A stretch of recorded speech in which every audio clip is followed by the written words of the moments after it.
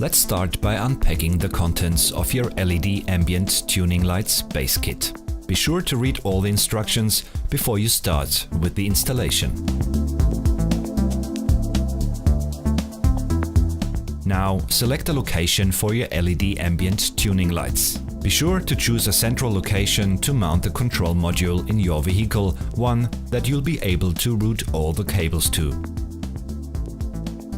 It's always a good idea to assemble your components for a trial run to make sure everything fits the way you want it to.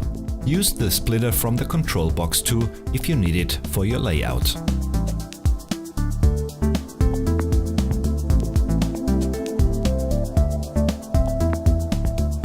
Now that if you've planned your layout and everything is working, you're ready to mount it.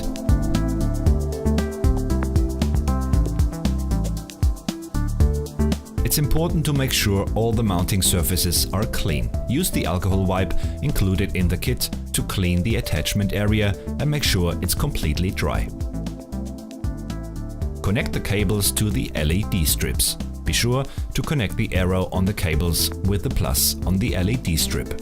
Then press a piece of tape across the 4 pin connectors to ensure the connectors stay in place. Now position the LED strips. Applying a light pressure for 20 to 30 seconds will improve the adhesive's bonding strength.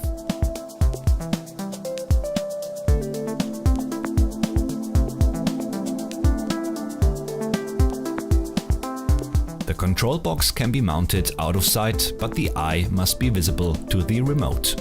Secure the control box. Connect the cables as shown before. Hide the wires as you run them through.